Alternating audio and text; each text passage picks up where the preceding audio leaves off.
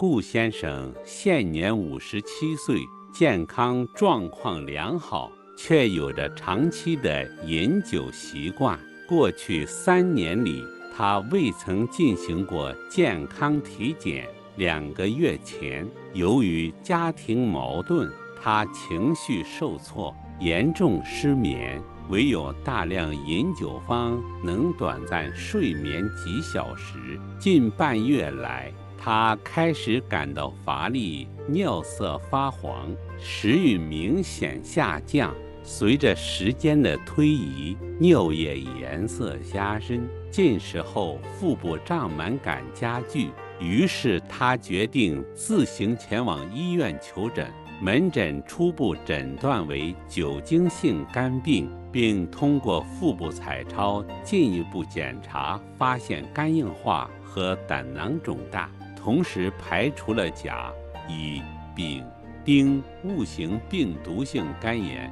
药物性肝炎及自身免疫性肝炎等疾病，确诊为酒精性肝病及肝硬化失代偿期。医生提醒说，肝脏是人体重要的消化、代谢和解毒器官，不健康的饮食习惯会直接影响肝脏健康。长期食用某些食物还可能导致肝功能损害，引发严重肝病，甚至可能发展成肝癌。因此，应避免以下6类对肝脏损害极大的食物。01、剩饭剩菜。许多人习惯于将剩余的食物存放在冰箱内，有时会放置数日，之后取出加热后继续食用。实际上，食物在冷藏超过24小时后，其中的硝酸盐会在细菌的作用下转化为亚硝酸盐，这可能对肝细胞造成直接损伤。如果存储时间过长，微生物会引起食物变质，产生多种毒素，不仅会损害肝细胞，还可能导致食物中毒，出现呕吐、腹泻和持续腹痛等症状。腌制食品中通常含有大量的亚硝酸盐，这种物质在体内代谢过程中会产生强烈的致癌物。长期摄入腌制食品会增加肝脏的负担，影响其解毒功能，从而提高患肝癌的风险。一些腌制食品中还含有亚硫酸盐，会消耗体内的谷胱甘肽，进一步削弱肝脏的解毒能力。生鱼和生肉可能携带寄生虫，例如华脂高吸虫、肝吸虫。这种寄生虫进入人体后，沿胆管逆行，最终可能在肝脏内寄生。初期可能没有明显症状，但会引起肝胆系统的长期炎症反应，最终导致肝硬化甚至肝癌。生肉中可能含有包虫、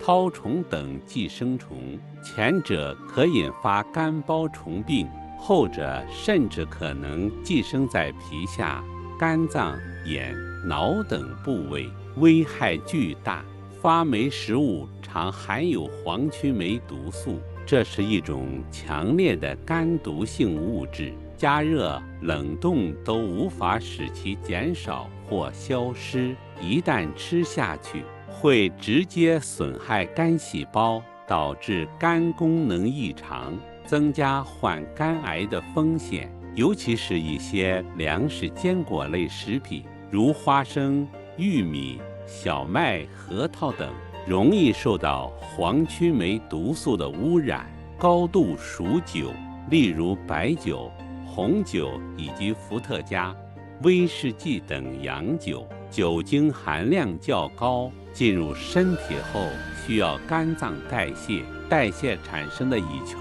会严重损伤肝细胞，长期大量喝高度数酒很容易导致酒精性肝炎和肝硬化。低度数酒也并不安全，啤酒中含有大量嘌呤，大量喝可诱发痛风。调味酒中含有大量碳酸或糖，长期喝会腐蚀牙齿，增加肥胖风险。高脂食物也是肝脏的一大负担，过多的脂肪摄入会增加肝脏的代谢负担，导致脂肪肝等问题。因此，我们应该尽量避免食用上述这些对肝脏有害的食物和饮品，以保护我们的肝脏健康。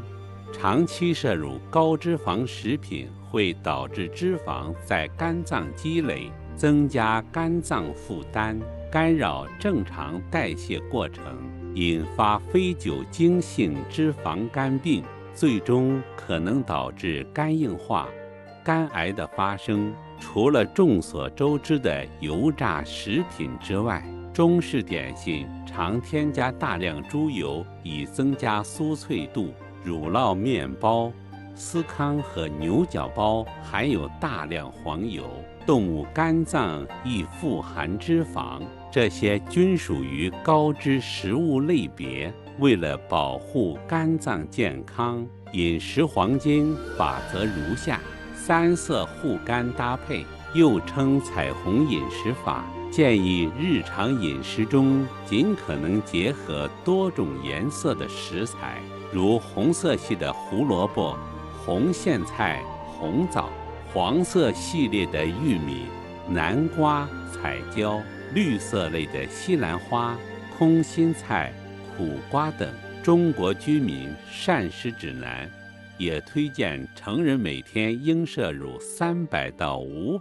克蔬菜，其中深色蔬菜应占总量的1半，以保证维生素、膳食纤维和矿物质的日常需求，从而辅助肝脏代谢并保护肝细胞。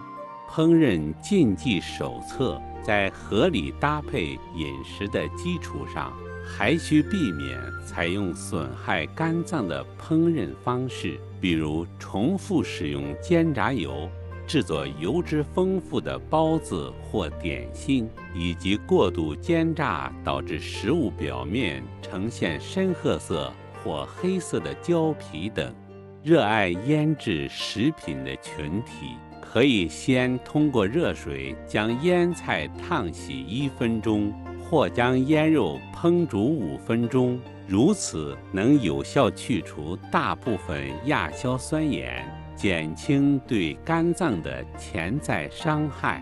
在厨房操作中，除了烹饪和进食外，还需注意维护厨房的安全卫生。储存米面粮油时，采用真空或密封方式可防止发霉，避免产生黄曲霉毒素。对于木质砧板，建议每周使用盐加柠檬汁进行擦洗，并每月用热水煮沸3分钟进行消毒。若自制腌菜，优选小型腌菜坛子，并置于冰箱冷藏保存，以防产生过多的亚硝酸盐。关于食品保存时间，须知冰箱并非万能保鲜箱，食物存放其中的时间有限，可参考以下食物保存时间表，定期清理存储的食品，避免摄入过期或变质的食物，以保护肝脏健康。